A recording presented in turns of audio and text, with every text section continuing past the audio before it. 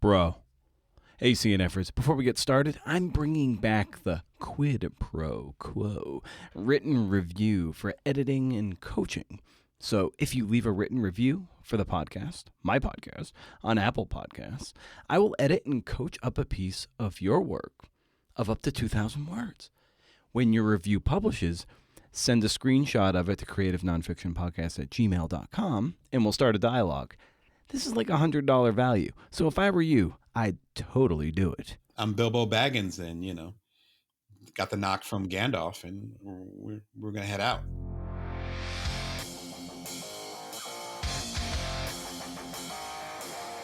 Oh, hey, CNFers. It's CNF Pod, the creative nonfiction podcast, a show where I speak to badass people about telling true stories. I'm Brendan O'Mara.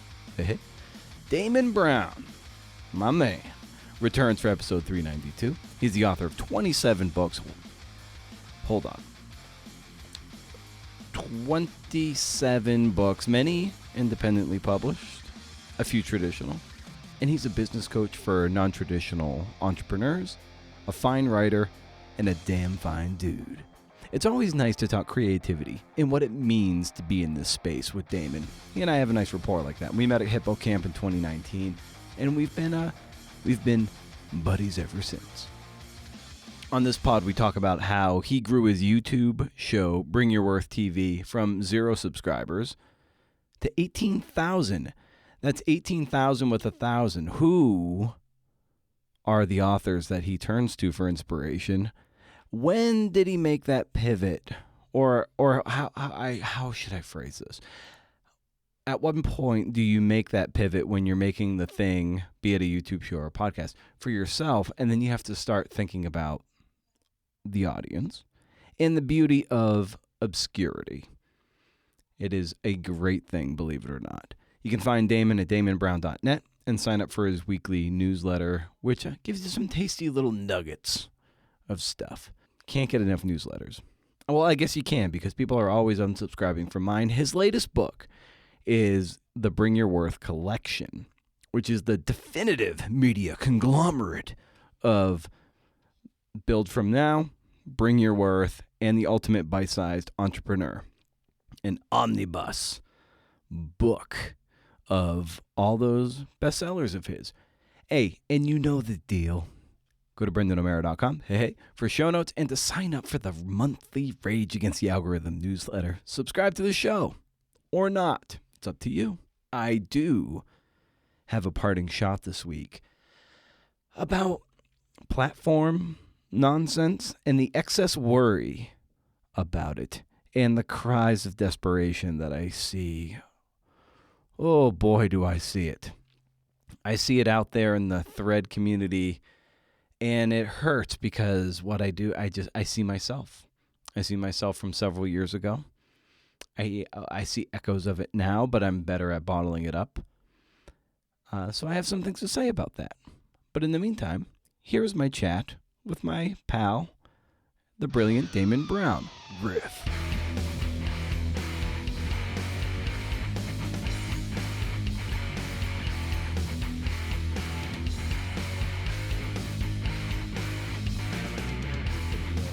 You're pretty up on like different theories and philosophy, so you probably know this better than I do. Where the first third of your life is figuring out who you are. The second third is to maximize who you are, and the third third is to find a way to give it back. I'm not in the last third of my life, but it kind of feels like that, where I'm like, all right, like I did 9 business books in the past 7 years. 8 of them are in this compilation. Here you go. Like it just feels like delivery service Damon. That's what it feels like. Yeah, well, it's kind of like that Toni Morrison quote that you cite, where I'm just paraphrasing, but like when you have power, it's your chance to then empower somebody else. Right, exactly. She was way more old school about it, but that's exactly it. Where it's like once you get that big job in the big city in New York or whatever, then your job is to keep the door open to let other people in. And same energy, same philosophy. That's one of the reasons why I included it in there, is that I don't think it's ever too early to do that. And again, I'm middle aged. I'm not anywhere near retirement. And so for me, it's like I'm already starting to feel that era. The TV show I started few weeks ago, a few years ago, kind of feels like that, where it's just like, okay, this is something that's free to everybody, and this is me passing on anything that might be of value. And if it works for you, cool. If it doesn't, you can leave it to the side. You know. Absolutely. Yeah, that's the thing. Yeah, you brought up about, you don't have to necessarily wait for, let's say, that final third to give it back. Like the minute you have some kernel of something, even if you feel kind of like a fraud, like who am I to, like, I'm not experienced enough or accomplished enough or wealthy enough to pass along any advice or information that might help somebody else. There is value in giving that away, even if you feel kind of like a fraud. Yeah, I mean, I think we deal with that tension, and unfortunately, feeling like a fraud, I think, prevents us from giving as much as we could. It reminds me of like the people that I do know that are like really well to do, for lack of a better term. They've always been giving, even before they became millionaires or whatever. And the people that I know that are well to do that don't give, they never gave. You know what I mean? And so Yeah. it's right. So it's like, and it's almost like I've been thinking a lot about the not scarcity, scarcity mindset. And if you feel like you don't have enough, then it's easy to kind of fool yourself and be like, no, when I get the next bestseller, then I'll start coaching people, but I'm not ready yet. And it's like, how preposterous does that sound? It's like, no, you actually have something to give now. And so I think sometimes because of our insecurity, or I love the idea of fraud, because we feel like frauds, we're actually not willing to step up and share with other people. So it ends up being the self fulfilling prophecy where we feel like we're never ready to give, even though we have way more in some cases than other people. And it's like at a certain point, you have to be like, okay, the scales are tipping way too much. But unfortunately, I think for a lot of us, particularly as creators, we don't realize that. Like with you, Brendan, you have an amazing podcast. You got books in the work. You're killing it from my standpoint. But from your standpoint, you might be feeling a different way. But imagine if like you felt like you weren't doing enough, then you wouldn't be contributing at all. And I know you contribute a lot, so you've already processed a lot of that. But so many people that I coach and work with, it's like they could get stuck there. And they're like, well, I'll get my PhD and then maybe I'll go ahead and start a YouTube show. And it's like, that's PhDs are like 12 years of your life. Like you can get started Yeah. now. You're good. You know? Well, yeah, it's because when you look outward to whatever social media platform you might like, or an author you admire, and you see them right now, this snapshot, you see someone with 150,000 followers and millions of views on YouTube, and you're like, okay, they have the authority to teach, but I only have 59 followers, and if I put a video up, it gets like 10 views. Like, so who am I? Like, I don't have enough platform to teach, so why even bother? But the Mm, fact is, they started at zero at some point, also. I agree 100%. And that's an excellent example for bringyourworth.tv. I've had the show, it'll be 3 years in December. And I had a few hundred followers, if you want to call them followers. They're called subscribers on YouTube. So I had a couple hundred, maybe a few hundred subscribers for the first 2 years. And then at the top of this year, it went like a hockey stick, as they say in Silicon Valley. And I think I went from maybe 1,000 subscribers to about 10,000 subscribers pretty much within the course of like a week and a half, 2 weeks. What And do it you was attribute insane. that to? What do you think happened there?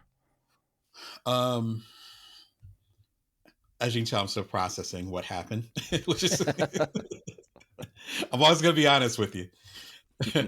I think one of the things that happened, shout to Stephen Pressfield, is that I kept showing up and I kept doing the work. And the resistance of people not being there didn't stop me from showing up for the people that were showing up. So I think that was one. The second thing was that this just dawned on me when I was on another show a few weeks ago, was that I just got better. And as of this recording, I'm about to do episode 361. So I had 360 chances to kind of, get myself better and to improve my stuff. And so once you kind of get into those, Brendan, you and I have talked about this. I know you're a sports guy. So you get into those reps, it's like at a certain point, you're going to grow a muscle. Yeah. I can, how I tend to nerd out on analytics and analyzing how artists work, in particular the business side of things. And I can tell you blow by blow, that's the part I do know of the past 360 episodes, which were the episodes where suddenly everything clicked. And there was no going back after that. It was like episode 27 where I did something about Brene Brown and how to deal with people you don't like. And that's still one of my most popular episodes, but something clicked with episode 27. There's another episode I did about being an entrepreneur versus being a freelancer and how to tell the difference. It didn't do super well, but I knew something clicked with that one. So there's certain moments where you just level up. It's almost like, to get it back to writing, like it's almost like you doing essays or vignettes. And as you know, I've done a couple for the things that you've published, Brendan, and there's certain, you keep doing those vignettes, you keep doing those little stories, those chat books or whatever the vibe is nowadays. You start doing those, and then you do one, and it just hums. And you're like, oh, this feels different. And so there are certain moments like that. And so that's the second thing I would attribute it to, is just me doing the reps and doing that. And I think the third thing, which is unique to kind of the multimedia that I'm kind of playing with now, because my background is journalism, longtime author, but having a TV show is kind of a different world. And like a lot of things I do, I'm doing everything myself. So executive producer, quote unquote, and editing myself, Right. doing the thumbnails, which is like the advertisement or the picture that you see before you click on the video, the titles, the editing, the scripting, and of course, being the main person in there, unless it's an occasion where I interview somebody else. And I'm actually becoming more flexible as far as how I present things. And I think that's probably the biggest thing that I've learned, is that your, not even success, that's not the right word. Your skill set doesn't always translate, and your platform doesn't always translate to another platform. So if I have a big following on Twitter or X or whatever it's called nowadays, and I shift over to, say, LinkedIn, that doesn't mean I'm going to have a big following on LinkedIn. If I was a regular freelancer for Playboy, the New York Post, ARP, Family Circle, when I was really focused on freelance journalism, I'd say about a decade and a half ago. And then suddenly I start writing books. As I learned the hard way, it's like, no, I'm kind of building up a new audience. That's not a bad thing, but Yeah. you just have to recognize where it's like, there's a different medium. I'm not really a big sound guy. I love music. There's a picture of John Coltrane on my wall here in my office. I love music. Used to be a DJ. My kids are learning instruments. Like it's fantastic. I love music, but I'm not really a sound guy. And so my biggest challenge over the last, say, few months is me working on improving the sound of the episodes I do for the Bring Your Worst show, because I don't think about that. But if someone who is native to video, and say someone who is a director, or I have friends who do independent films, they'll be like, of course, the sound goes with the visual. They're both telling a story. Of course, Damon. And I'm like, yeah, but I'm used to words on a page. So I have to almost develop a different mindset. And I think that was kind of that third part that happened this year, where it was just like, oh, I'm kind of starting over again. And believe it or not, it took like 2.5 years for me to realize that.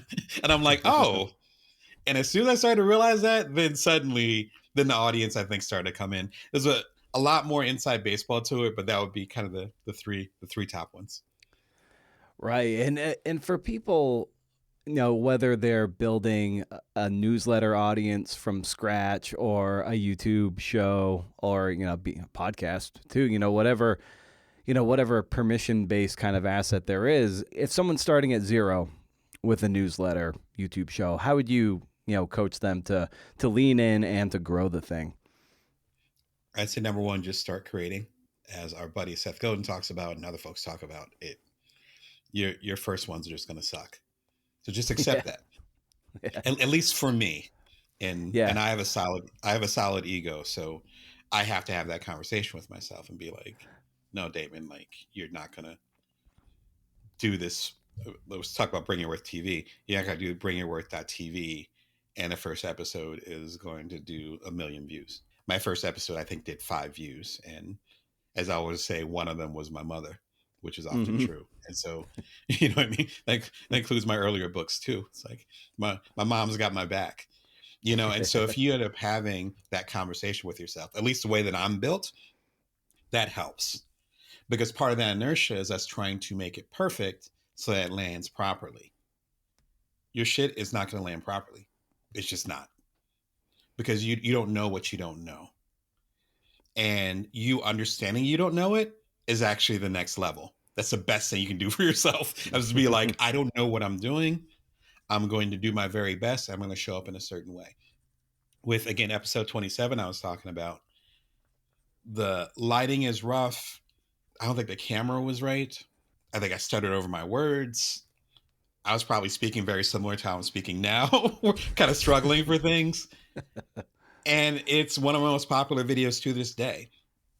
I didn't know that.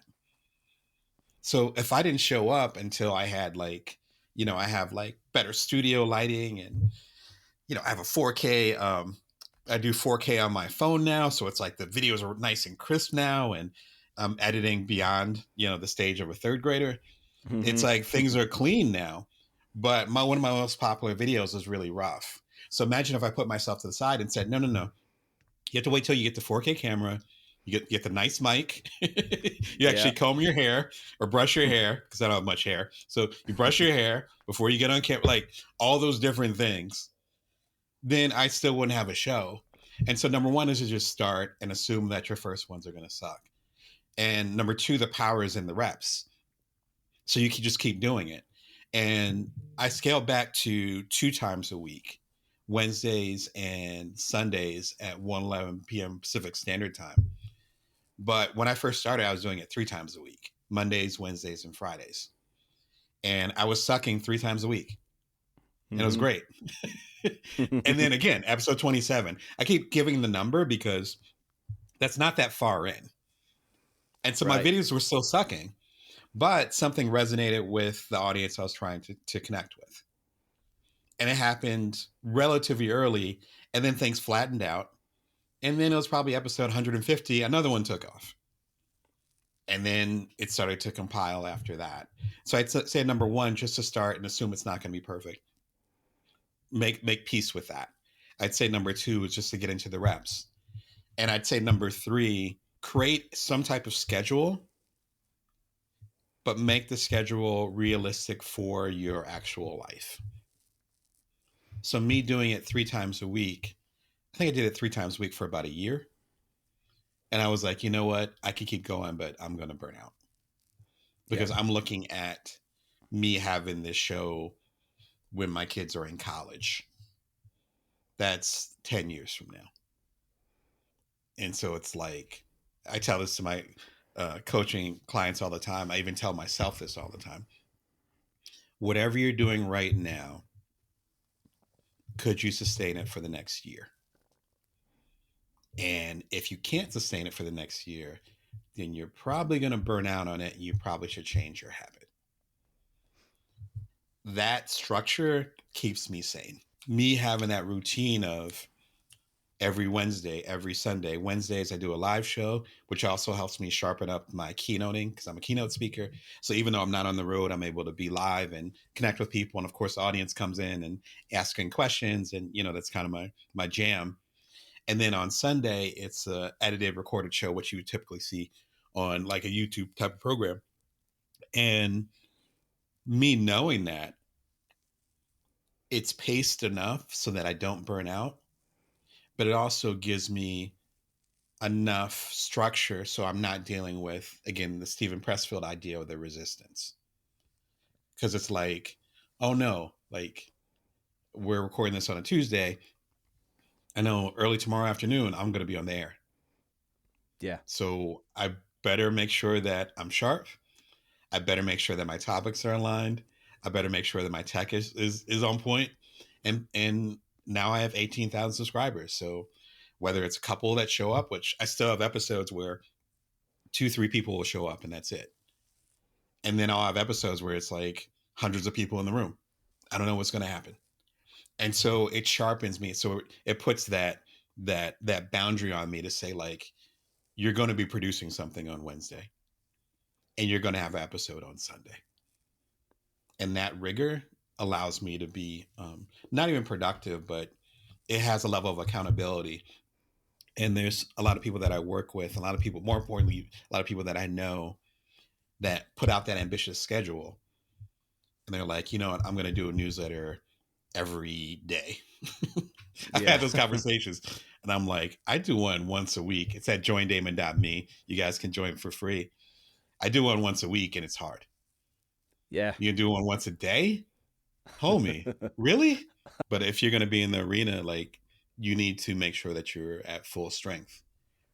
And it took a lot for me to be like, oh, I know I have had this show 3 times a week and people are used to seeing me 3 times a week. But it's almost like you're in a Formula One car and you want to make sure you're in the right lane before things move so fast you won't be able to change things. And again, as a business coach and some of the experiences that I've had, and I love that you brought up the permission based, because then there's this level of guilt, and I would also argue shame. Guilt is usually about when you feel like you should be doing something but you're not. Shame is when you're worried about other people judging you. And I think we kind of carry both of them when we decide to scale back in certain things. Like, there's jobs that I have applied for, there's things that I pursued to level up my financial situation and to build up things as I go into the latter half of my career and of my life. And I've been processing my own guilt and shame around that because I've been independent for so long. And it's like, no, actually, this is actually the adventure. This is the thing where it's like, as Joseph Campbell talks about, your insight is in the cave that you're afraid to go into. And I'm like, all right, well, maybe it ends up being me working with organizations for 20, 30 hours a week, and me having the show, and me continuing to do the books after this capstone, which just came out, the complete Bring Your Worth collection, doing later books later. But maybe I've done enough in these particular arenas to explore other arenas. Yeah. And there's almost like identity crisis when it comes to that. And I think us as creatives, what's her name? Elizabeth Gilbert talked about that with Big Magic, in that sometimes the art that you're called to do isn't the one that pays the bills. And I'm blessed where my bills have been paid, ups and downs for sure. So let's be 100% with it. But my bills have been paid and I can continue on this path. And also, I feel like there's other things that are calling me too. I'm just not sure what they are. And that level of open-mindedness is new for me because now, again, I have 18,000 subscribers on at bringyourworth.tv. I have my 27th book just came out. So this has almost been established as my identity. And so now I'm going through my own process where it's like, okay, like, damn it, Damon, you did 27 books. Like, what? You can do a 28th now? Like, what? Yeah. Maybe there's other areas to explore and other things to discuss as a creative. And that in itself allows me to walk the walk that I've taught or discussed with, not even taught, discussed with my coaching clients, with the keynotes that I've done, and even in the books. So trying to be, it's an interesting period of time with me because it's almost like this massive transition, but I'm not exactly sure what it's transitioning to. And that's one of the reasons I think, even on a subconscious level, I was like, this is a time to do the complete Bring Your Worth collection because it feels like a capstone in a particular discussion, as well as giving it ideally as like a gift to the people who are new to me because of the show and don't know my previous work. So it's like, here you go. Yeah. Everything's here. And also it being a capstone to myself, to being like, okay, let's put a dot on it. Let's put a period on this sentence. And let's give, I'm really about at least in practice and in theory, I'm working on it in practice, in allowing and knowing when to end things, because that actually gives space for new stuff to come in. Right. I made a note about quitting and whether when you start something, be it YouTube channel, podcast, or whatever, if you build quitting into your strategy. Seth writes about this in the dip and Yeah. so forth. I wonder what your relationship is to quitting, or maybe if you build that in as part of the blueprint. I think it depends on. I definitely build it in, but it depends. Really depends on what my expectations are and why I'm doing it. I think it's kind of reversing your question. Excellent question. Just kind of reversing a little bit, where it's like, don't worry about quitting. Worry about what you're trying to accomplish. You know what I mean? Like Yeah. you did you do it? What's your metric? Oh, you did it? Okay. Then you can leave at any time. Yeah, there's the danger I would think of building quitting into a plan is that you might quit too soon, or you're giving yourself an out before things got hard, or when things get hard you're like, well, maybe now's the time to give up, but actually that's the time where you need to like soldier on, maybe not sink too much more time into it, but you keep going. So I guess to your point, having a well-defined, mission objective, and are the little goals along the way, are you making some forward progress, or are you just constantly pinned up against your own goal line, in which case, yeah, punt. Right, exactly making that decision. And I love the analogy that Seth, I think it's in the dip, but it might have been, how prolific he is, so it might have been in something else. Yeah, no And he kidding. talks about right, and he talks about running a marathon. You're gonna hurt, and if you're not set up right, this sounds graphic, but your nipples are probably going to start bleeding because your Mm-hmm. shirt's going to be bouncing up and down for 26 miles. Like, there's all these little details that I happen to know, again, because I'm close to people that run marathons. But if you say, I'm gonna run as far as I can, then as soon as your knee starts hurting, which it will start hurting, you're gonna quit. And so instead saying, when both of my knees start hurting and the arthritis in my ankle becomes unbearable, then I'm gonna quit. So you might be on mile 20, and when your knee starts hurting, you do that check in, you're like, oh, but my left knee's okay and my ankle's fine. I'm gonna keep going. So I think that's, to borrow his stuff, I'd say that would be the discussion on quitting, is figuring out what circumstances that requires. And to be honest, if my kid's well-being was in jeopardy, and I started entrepreneurship when he was 4 months old, I sold the second startup, the last startup I did right after his second birthday. So within that, what is that, 20-month period of time, if he was ever in jeopardy, or if I could not take care of him because my wife had a traditional job, then I would quit. And so, but I feel like that's a little bit different than saying, when am I going to quit? I feel like it's more like knowing where your priorities are. And so I think Yeah. I think that's a little bit, there might be a little bit more nuance than just knowing when to quit. It's more like, no, this is the most important thing, is my child. And so if I'm not able to take care of him, then this isn't worth it. Mm. I know when I started this podcast, it was originally kind of like for me in a lot of ways. Like I was doing that to work through some of my own resentments and jealousies and everything. But at a certain point, it has to eventually pivot and become about somebody else and be about the audience and be of service to someone other than yourself. And it still serves me in my own ways, but I'm much more attuned to the audience and have been for years. For you and your various things, you can take it to the YouTube channel. I imagine there was something of an itch that it was scratching for you, and then you're thinking about elsewhere and other people, serving other people. So for you, when did that pivot take place? That's a great question. Great question. I think the process you just described, if we are to mature as a creator, or to make it even more specific, if we want our art to mature, then that pivot, I think, has to happen eventually. For me, it was kind of a two-pronged thing. It was December of 2020. and we had almost a full year of the pandemic here in America and elsewhere, sheltering in place. And so there were two things going on. I was already a business coach for a handful of years before the pandemic happened, and I was used to connecting with people virtually. A lot of people that I was coaching, or a lot of people I coach, mostly side hustlers, solopreneurs, non-traditional entrepreneurs, particularly people who are identify as women, BIPOC, or people in the LGBTQ community. Like, it's the bias is really strong because of the amount of communities that need to be supported within those respective areas.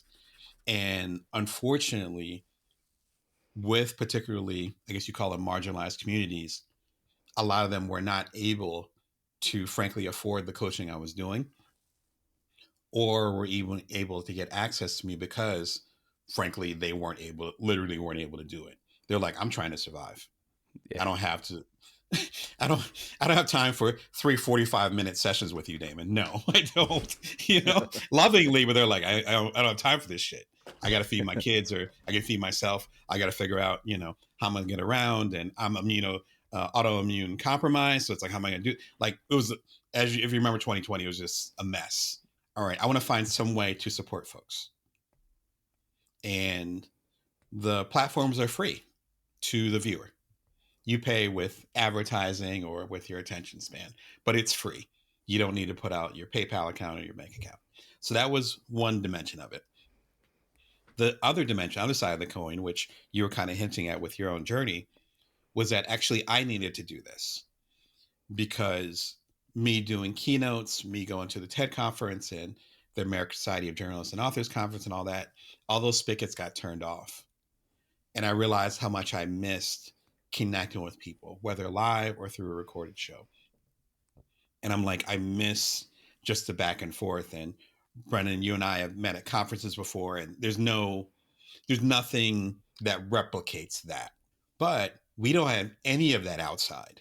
Again, we're talking beginning of winter 2020. We can't go outside. How can I actually support and give love to the many people that I want to serve, and pass along any information or knowledge I might have?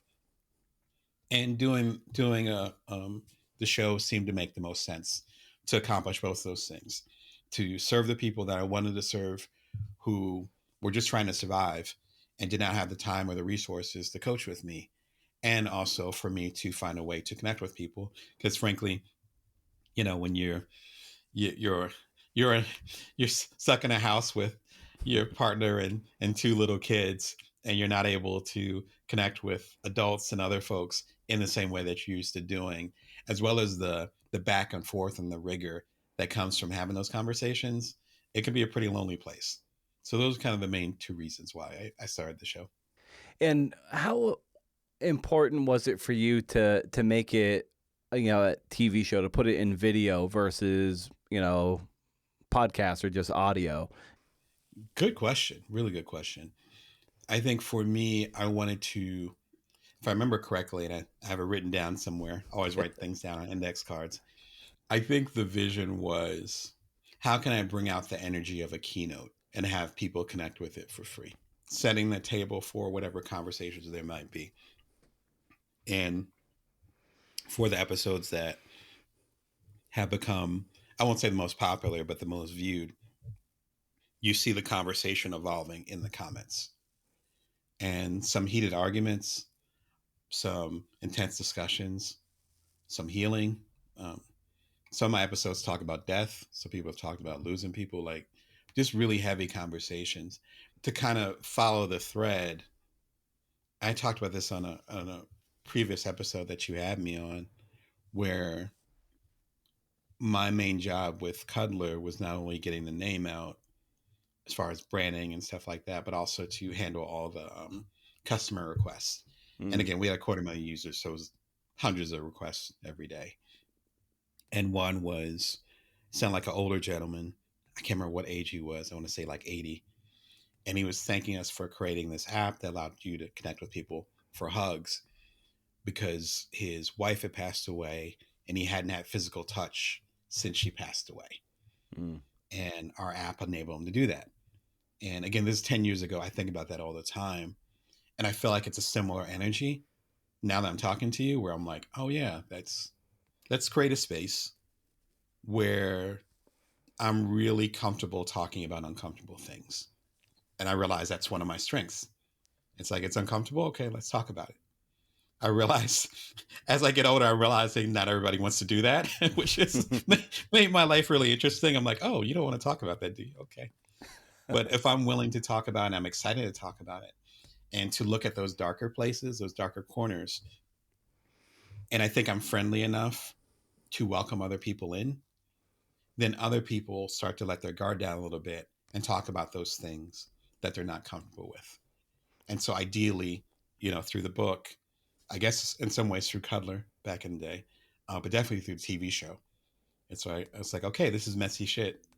We should probably talk about it, and maybe we can make it a little bit less messy by going through it together, Yeah, what's making you uncomfortable today? Oh, I love that question. What I just brought up to you about 15 minutes ago is me not knowing what my next career step is. It's making me really uncomfortable because I tend to be a strategist. I mean, business coach for God's sake. So it's like, Yeah. Yeah, your whole deal is selling some degree of Jesus certainty and Christ. helping Right. not helping other people through the uncertainty. And you're like, fuck if I know what's happening next. Exactly. Right. Right. I was trying to keep it clean today. I don't know why, but that's not going to happen, sir. Just to give you a warning, Brendan. You know me personally, so you know where it's going. Yeah, exactly. The fuck if I know. I don't. What I do know, though, I think that was an Oprah book, right? I know this much is true. I think it was Wally Lamb, but I know this much is true. I know that I have my toolbox, which I talked about in my previous book, Career Remix, and my toolbox goes with me wherever I go. So I got a decent gift of gab. I'm a fairly articulate person. I have a strong vision as far as the life that I want to live, life that I want to have for my wife and kids, and for the people that I serve. And I have a community. And those are things that not everybody has. So I'm like, okay, well then I'm Bilbo Baggins, and got the knock from Gandalf, and we're gonna head out. Yeah. Like that's what it feels like. It feels like I already mentioned him, but like Joseph Campbell. Like it's the phone's ringing, and I gotta answer the phone. And with the Bring Your Worth collection, what was the actually, first I want to ask you about it is the cover. Yeah. Yeah, that struck me as a lot of your covers are very there are bright, and there are design elements that that are obvious and kind of hit you in the face. And in this collection, it is just it is a blue cover with very simple lettering on it, and that's it. I think I wanted it to be because I worked with my cover designer Beck Loss. I love you, Beck. Her information's in the book if you guys are interested. When we worked together on the cover earlier this year, I really wanted something that was definitive. And again, the word I keep using is capstone. I keep using it because I struggled to kind of describe the book for months. And I was like, no, it's a capstone. That's what it is. So it being definitive, where it's like, this is everything you need. This is the whole thing. That's why when you look on the back of the cover, it's just a cover of the 3 books. One of those books is a compilation. And so you end up having a total of, I think it's 6 books that are in there. It's all in the back. So really simple, really understated. Just my picture on the back cover and the 3 books in there to let people know this is the collection. I'd say number 2 is to say, this is all I want to say right now.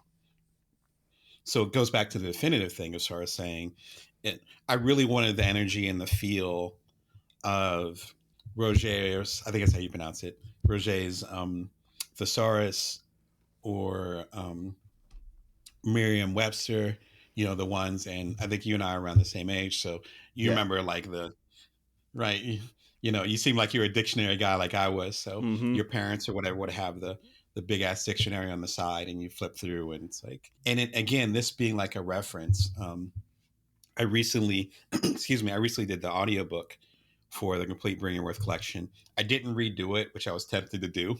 I almost did a Taylor Swift on it, but I'm like, calm down, Damon. You don't need to do that. And so it's a compilation of all the audiobooks I've done before and some bonus content, including I did a keynote for the American Society of Journalists and Authors this past summer. So that's included as a bonus. Shout out to them for allowing me to use that content.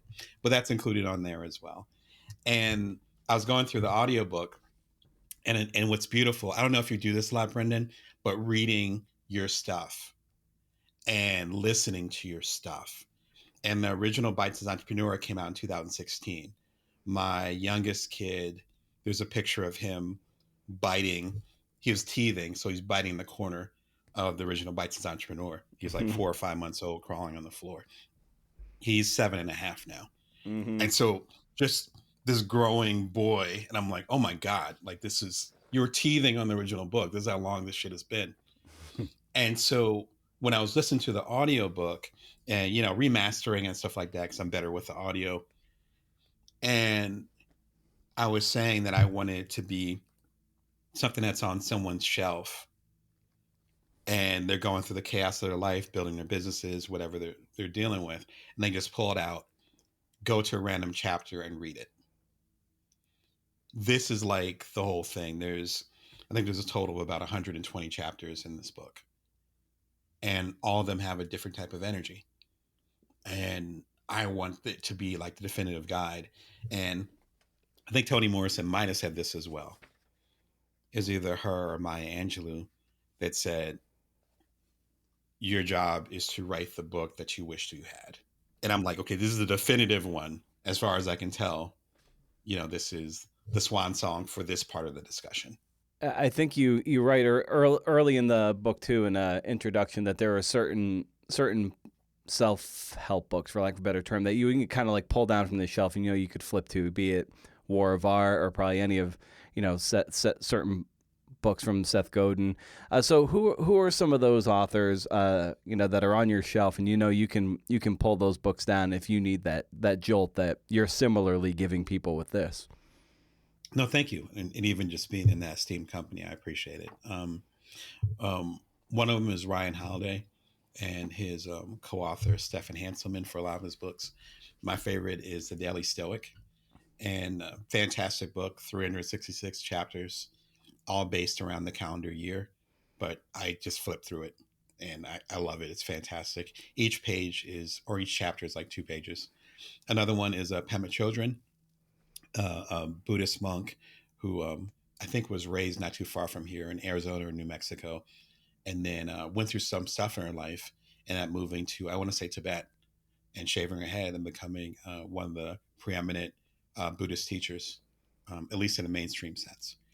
And so she has a fantastic book called Comfortable with Uncertainty. I actually lent it um, to someone I love very much who's going through a hard time. So they actually have my copy right now. And it's one of those things where I just pass it around. And it's all right, are you dog-eared? It got me through some really, really rough stuff personally. So that's a favorite of mine. Anything by Adam Grant, I think is fantastic. He has a new book coming out called Hidden Potential. And I love his work. One particular work of his, if I were to pick a favorite, it would probably be Think Again, which was his previous book from a few years ago. And he talked about how we should actually doubt ourselves because we make a lot of assumptions. So if I need some clarity, he's really helpful with that. And then, Stephen Pressfield and Seth Godin, they're on my Mount Rushmore. They often get lumped in productivity, which I've become more bitter about as far as having that discussion. And it's like, no, actually, it's sometimes being productive is not doing anything. And I think they have this great tension. I know they're friends, so they know each other personally. But Stephen Pressfield's like, get motivated, start creating. And Seth Godin's like, well, let's think about who we're creating for and have a strategy around it. And they have this great, I think, push and pull. I love to see them have a long conversation together, but that's my own. Yeah. It's like, please get these two in a room together. I know they're on opposite coasts, but please make it happen. Maybe I can put that into the future and have a vision of that where maybe I can help make that happen. Yeah. But those are my two guys. And we talk about super fans, and that's a whole nother discussion.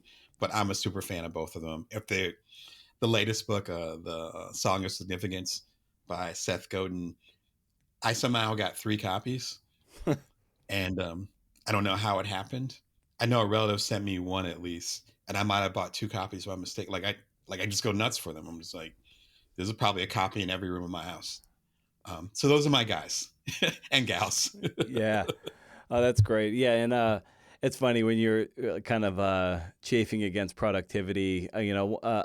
A peeve of mine of late. It's been the last few years, I think, and I'm especially sensitive to it because I was equally obsessed myself, and it was kind of like this notion of it actually stems on productivity also about like morning routines and like being obsessed with other Hmm. people's morning routines. I think Tim Ferriss really kicked this off probably 2014 Absolutely. ish, and like I was like always into that. Like, oh, how are these successful people spending the first 90 minutes of their day? And then eventually I was just like, dude, like it doesn't matter. Like, why are you obsessed with this? You're not gonna necessarily manifest your vision for yourself because you're gonna like take Ramit Sethi's, what he drinks in the morning. It's like, okay, by all means, have yourself a morning routine, but like, I don't know, just figure it out on your own. Like, don't use other people's, because if you read the comments for any of those things, if someone, be it Austin Kleon or Ferris or whoever, if they post something, someone will all invariably in the comments be like, well, what brand of such and such do you use? And it's like, who cares? It What really protein shake do annoys you me. use in the morning? Exactly. What Right. what protein? What pen do you use? What I'm like, who gives a Exactly. shit? Right. Right. Like, so you're about to get me on a rant because it's the thing with it's a Stephen King example, which you Yeah. probably already know this, right? That story where it's like he's like, if one more person comes up to me during a writer's conference when I'm signing books or whatever and asks me what kind of number 2 pencil I use, if somebody asks me, like, I'm gonna stab him in the throat. Like Yeah.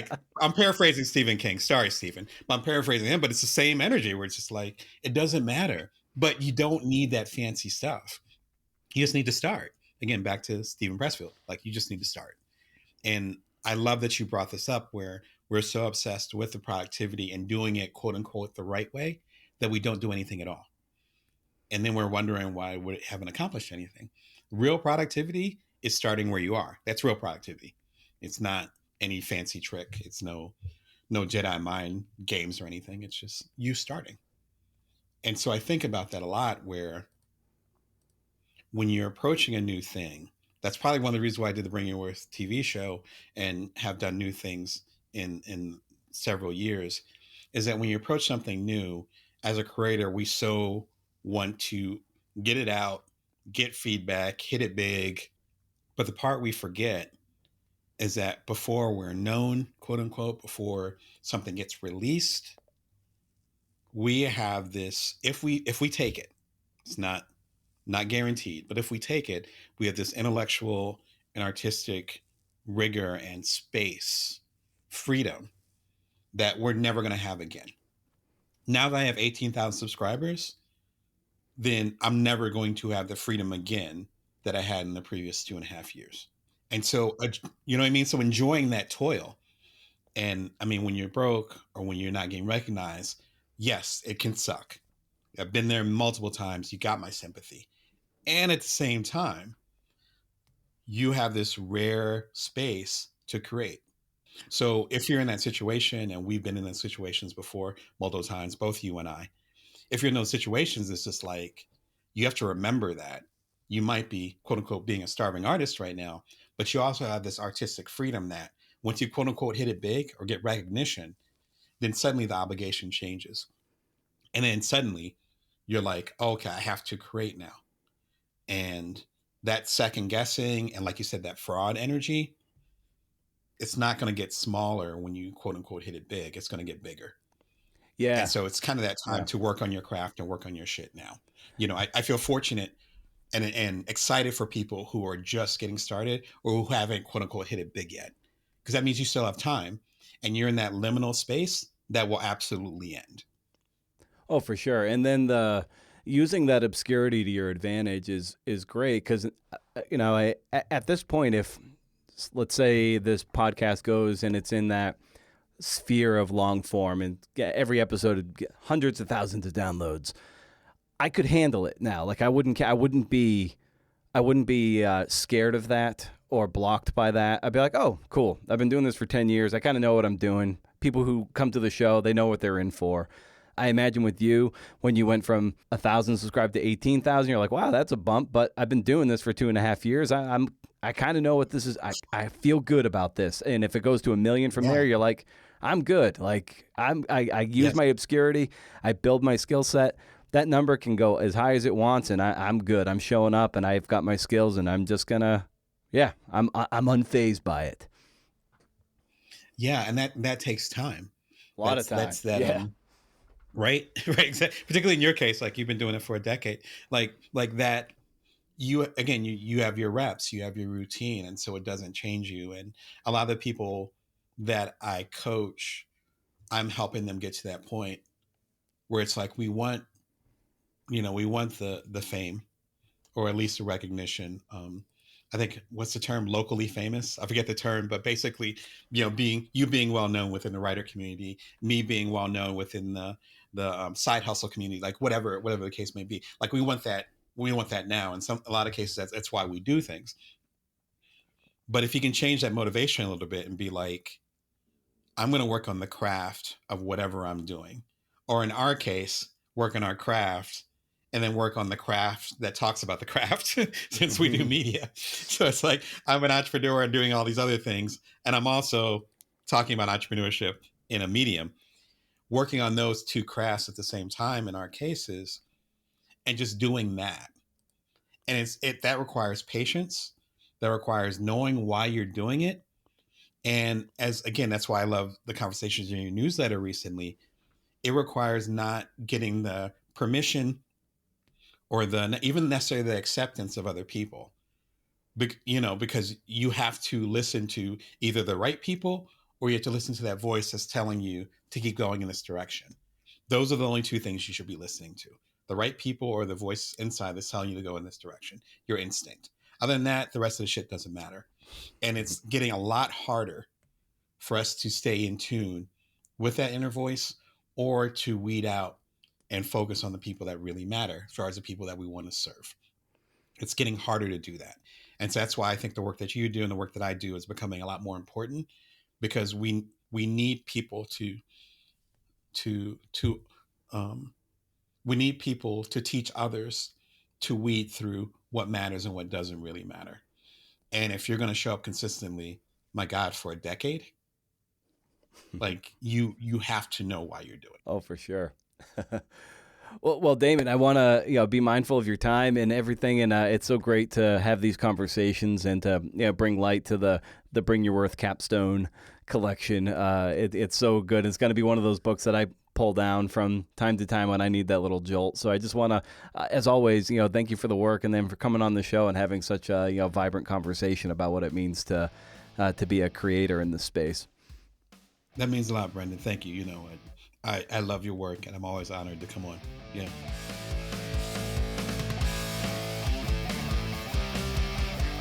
Man, headaches lately. Like right at the brainstem. It's like wringing a towel right there. I don't know what the deal is. I'm drinking water, trying to stay hydrated. Hey, anyway, it's always nice to have someone like Damon come back on the show. It's energizing. I love the guy. I had the privilege of speaking with Shauna Kenny's CNF 3 class at UCLA. I was in CNF Pod HQ studio, but you get me. Shauna came on the show way back in the day, episode 40-something, I believe. She's going to come back on the show soon. She's ghostwritten a book, and we're going to talk about all that kind of stuff, but that's probably going to be in 2024. Neither here nor there. Shauna invited me on to talk to her class, and it was awesome. So cool. Love it when I get to do this. Rare that I get to. Honored that I get to when I get to. Lots of good questions from this little cohort, but I wanted to feature one. And this person asked pretty much, it was a great question. And it's definitely something that I think it bubbles to the surface of novice writers. And it speaks to misplaced worry, I think. I can speak to this from experience and from the person I was to the person I am. And this person asked pretty much if I could go back when I was more of a nobody than I am now, that's my phrasing, how would I start my platform, social media, ugh. I feel real strong about this because I was the person at age 30 or so, 2010. Social media was really starting to glom on and lock us in. It felt important. It felt necessary. We were told it was necessary. We were told we needed a platform to make us attractive to agents and publishers. We needed that number. Like, fuck, I wasted so much time trying to game my way to more followers, posting stupid pictures of me writing at the computer. Like it was this performative act. Like, this made me a real writer to show you this picture of me typing. Like, what stupid ass bullshit that was. You know exactly what I'm talking about because many a poser still does this. You know who isn't posting these kinds of self-indulgent photos of the not so quietly desperate? Working writers who are too busy writing and publishing work. So if I went back, I'd bottle all that angst and energy I poured into Twitter or Facebook or Instagram, and I'd write better pitches. I'd publish my work all over the place. I'd be writing essays like crazy, freelancing magazine pieces, newspaper pieces, doesn't matter. I'd aim high and then lower and lower. I did it a little bit, but I didn't do it enough. A body of work is the best platform there is. You know, I'd maybe give talks at libraries. I'd do stuff of that nature. I'd build community at home. You don't need to be in a big publishing hub like New York. I used to think you had to do that. I lived in a kind of a remote place in upstate New York for a time. Doesn't matter. I'd make a dynamite newsletter. I mean, I did do this to an extent, and it's changed and evolved and gotten far better over the years, which I'm proud of the newsletter. Man, it's frustrating. It's hard to get it to grow. It really, really is. But here's the thing. This is what happens. You publish. You always link back to your website and to whatever social media handle you care to broadcast. I'm not saying you should not have it. It's good to have it for your own branding and the platform that will eventually come your way as you publish more and more and you hone your voice and you start to develop some authority. People are going to start to follow you. They just are. Not because you're hanging out threading vapid posts under the guise of, quote, building community. You're writing, you're a pro, you've published, and you're proving with every piece that you have something worth saying. So many people get this backwards.